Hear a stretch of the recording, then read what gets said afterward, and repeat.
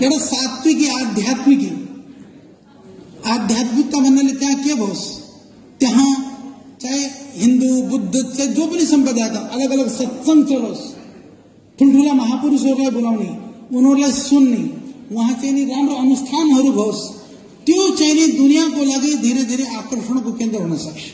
और त्यसलाई बढाउनको लागि यही उपाय हो कि दुनियाँका प्रतिष्ठित व्यक्तिहरूलाई लिएर आएर उनीहरूसित जोडिएका लाखौं करोडौं व्यक्ति त्यसमा जोडिन सक्छन्। सबभन्दा सरल सजिलो र प्रामाणिक यही उपाय हो, यही नै बाटो हो जो यहाँहरूले सुरु गरेको। सुरुवात त यसरी नै हुने हो। अब बढाउन कहीं तपाईहरुको पनि मीडियाको पनि ठूलो भूमिका हुन्छ क्या। आजकल क्या है ना, कुछ भी नहीं, मीडिया चाहे तो एक को रातों रात सर पे चढ़ा देता है, चाहे तो उतार देता है। तुम सारे बैठे मेरे भाई, तुम्हारा क्षेत्र है, तब सब मिले रहते नहीं, चढ़ाना शुरू कर दो, खप्पड़ खप्पड़ चारों तरफ खप्पड़ कर दो, कम से कम 5-7 दिन करना। मैं यहाँ छू ना, अभी मान लो मैं सबको आमंत्रित करता हूँ, इनको व्यवस्था कर देना, सब मेरे साथ चलो। भाई भगवान की दया से सोशल मीडिया में फेसबुक में करीबन 65 लाख जना छन्, यूट्यूब में 25-30 लाख छन्। पूज्य श्रद्धेय स्वामी जी को फेसबुक यूट्यूब में चाहिँ नि करीबन 1.5 लाख जना, 1.5 करोड़ छ। त्यसरी नै हाम्रो चैनल को डेली को जो लाइव प्रोग्राम है लगभग 5 करोड़ जनाले देख्छ। और आप लोग भी साथ साथ चलो, अपने रील बनाओ, शॉर्ट वीडियो बनाओ, कंटेंट बनाओ, चारों तरफ से वायरल करना शुरू करो। देखो खप्पड़ खप्पड़ चर्चा ना हो जाती पूरी दुनिया में। आज तो सब बंदा इजी छ, तो हम ही तैयार छौं। देखो मैं आप मीडिया के बंधु बैठे पूरी प्रामाणिकता के साथ में मैं एउटा कुरा भन्न चाहन्छु के तपाईहरुलाई।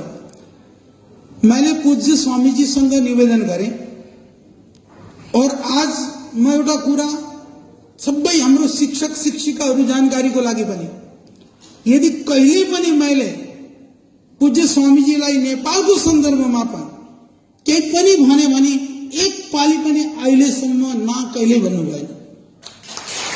कितनी बड़ी बात है, कति ठूलो कुरा हो। यसपालि अत्यन्त व्यस्त हुनुहुन्थ्यो, धेरै व्यस्तता थियो। पूज्य स्वामीजी चाहिँ थुप्रै कार्यक्रम छ, अहिले अमेरिका जाने कार्यक्रम पनि छ। मैले पूज्य स्वामीलाई भने, महाराज जी वो खप्पड़ वाला मेला लग रहा है, इनका थोड़ा भला हो जाएगा, चलो। बोले ठीक है। फिर मैं फिर कैसे जाना होगा? मैं कहा महाराज जी मेरा काम है ना, कैसे जाना होगा। तो मैंने पहले पाली, और सुन ये पनि एक मजेदार कुरा सुना दिन्छु मीडिया के भाई। देखो हिंदी में एउटा कहावत छ, जहाँ चाह वहाँ राह। चाहना तो हामीले गर्न पर्छ नि, बाटो त आफै पनि हाल्छ। हामीले बाटो खोज्दै बस्ने, बाटो अरे बाटो तो कसैले पनि बनाउँदैन, बाटो तो आफैले कुदालो उठाएर चाहिँ नि हिँड्न पर्छ क्या। तो मैंने फिर क्या करे भने, स्वामी जी संग एकदम कम समय थियो, तो मैंने प्रयास करे कि महाराज जी मैं ऐसा करता हूँ, आपको हरिद्वार से हेलीकॉप्टर में बैठाऊंगा सीधा खप्पड़, खप्पड़ से सीधा हरिद्वार। फिर मैंने त्यसलाई कैलकुलेशन करे, लगभग 2-2.5 घंटा लाग्ने रहेछ। फेरि एक पाली तो फ्यूल लिनै पर्थ्यो, तो फ्यूल लिनलाई उत्रन पर्यो, फेरि फ्यूल लिएर फेरि आएर फेरि फ्यूल लिएर फेरि जाने लगभग गरे। मलाई यो कुरा भन्दा धेरै खुशी छ, भविष्यका लागि मैले आफ्नो बाटो खोजे कि इमिग्रेशन डिपार्टमेन्टबाट हामीले सहमति लिइसकेका छौं कि इमिग्रेशन किन भन्दा इन्टरनेशनल जाँदाखेरिमा वो गाडीमा आउँदाखेरि केही छैन, तर फ्लाइङमा जाने भने इन्डियाबाट पनि आउँदाखेरिमा त्यो इमिग्रेशन होना जरुरी छ। तो इमिग्रेशन का अधिकारीहरू तो परमिशन अप्रूवल लिइसकेका छ कि हरिद्वारमा आएर वहाँबाट अप्रूवल दिने, आएर गएपछि आउट गर्ने, फेरि वहाँ पुगेपछि इन गर्ने। तो वो व्यवस्था पहिलो पाली शायद त्यो पनि मलाई थाहा भयो। हालांकि बादमा मैले पछि चाहिँ कार्यक्रम अलिकति परिवर्तन गरेर इन्डियाको बर्डरमा यहाँ उत्रेर त्यहाँबाट बर्डर क्रस गाडीबाट गरेर महेन्द्रनगरबाट त्यहाँबाट फेरि गएर फिर वापस आउने त्यो बनाएको हो। परन्तु त्यो पनि हुन सक्छ, यानी कि खप्पड़को प्रसिद्धि र प्रतिष्ठा गर्यौं भने इमिग्रेशन को 2टा मान्छे बसाल्दिने, हेलिकप्टर जहाँ उतार्ने हो, जहाँबाट देशबाट जो पनि आयो भने इमिग्रेशन गरेर आउने, त्यो पनि हुन सक्छ। एउटा डाइरेक्ट इंटरनेशनल जो है ना डेस्टिनी भी हम उसको हामीले बनाउन सकिन्छ। यो चाहिँ नि मैले बाटो खोजिसकेँ, तो त्यसरी हुन सक्छ। त्यसरी नै अरु जति पनि उपायहरू छ हामीले गर्ने। तो नर्मली नहीं भने किन भन्दा अलिकति ठीक छ, पहाडको चोटी पुग्नको लागि थोड़ा अलिक कठिनाई हुन्छ। तो बाटो खोज्न सकिन्छ, समाधान पनि पाइहालिन्छ। जी, सबभन्दा पहिलो प्रश्नको उत्तर कि जो काठमाडौँबाट जब कैलाश मानसरोवर को जाने का लागि रातो पानी के तो बॉर्डर तातो पानी को बॉर्डरबाट यहाँबाट जाँदाखेरि जो हुम्ला जुम्लाबाट जाने हो नि नेपालगञ्जबाट यहाँ गएर वहाँ फिर वहाँ ये दुईटा बाटोको मलाई थाहा छ, क्योंकि म कैलाश मानसरोवर भएर आएको, अहिले म गइसकेको छु त्यहाँ। तो हामीले तो कैलाश मानसरोवरको यात्रालाई खप्तडबाट कसरी जोड्न सकिन्छ यो अवश्य काम गर्ने एउटा ठूलो विषय हो। म यहाँ माननीयहरूलाई पनि सबैलाई निवेदन पनि गर्छु और पतञ्जलि त्यसको लागि तयार छ। तो हामीले खप्तडलाई जोडेर यदि यात्रा गर्न सक्यौं भने पहिलो यात्री चाहिँ नि म हुनेछु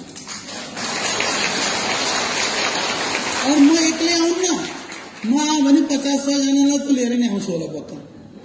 हाँ, इसमें से भी हमारे बहुत सारे तैयार हो जाएंगे, ठीक है। हाँ, राम्रा जो धेरै योग कक्षा लगाउनेहरूलाई तो फेरि पुरस्कारको रूपमा पनि घुमाएर ल्याउने। हाँ, तो ये हो जाएगा, ये सीरियस एउटा कुरा हो, यो पूरा भविष्यको एउटा ठूलो योजना हो। किनभने सुरु हुन गाह्रो हुन्छ, सुरु भएपछि कहिले पनि समाप्त हुने कुरा हैन। त्यही भएर सिरियसली काम गरेमा सरकारको साथ दिन हामी तयार छौं। अर्को जडीबुटीको कुरा, जडीबुटीको सन्दर्भमा मेरो जो फर्स्ट टार्गेट हो, फर्स्ट टार्गेट कमर्शियल हैन, फर्स्ट टार्गेट पतञ्जलि पनि हैन। फर्स्ट मेरो टार्गेट हो कि हामीले यहाँको खप्तड क्षेत्रको, जस्तो तपाईले भन्नुभयो भाइले कि किंवदन्ती टाइप हामीले सुनिरहेका छौं, मैले पनि त्यही सुनेको छु। तो त्यहाँ संभावना यो भएर छ कि लगभग 10-12 हजार को ऊंचाईमा यत्रो ग्रीनरी भएको, यत्रो वैली जो समतल जगह शायद दुनियामा कहीं होला, शायद कहीं होला। तो त्यही भएर त्यहाँ जब हरियाली छ तो वनस्पति बिरुवा छ, तो वनस्पति पेड़ पौधा छ, तो जडीबुटी तो जरूर छ होला। त्यो चाहिँ नि यसपालि नै त्यो रहस्यबाट हामीले यसपालि नै पर्दा हटाइदिन्छौं। मेरो पूरा टिम पुगिसकेको छ, पूरा टैक्सोनोमिस्टको टिम छ, बोटनिस्ट छ, मेरो जडीबुटीहरुको एक्सपर्टहरुको टिम चाहिँ पुगिसक्यो। तो मेरो लक्ष्य के हो भने हामीले पहिलो पाली जो नेपालबाट रिपोर्ट नभएका पेड़ पौधा बिरुवाहरु, त्यसमा चाहे जडीबुटी भौं चाहे बिना जडीबुटी भौं, तीन पेड़ पौधा बिरुवाहरुलाई वैश्विक स्तर पर, वर्ल्ड लेवल पर पहिलो पाली रिपोर्ट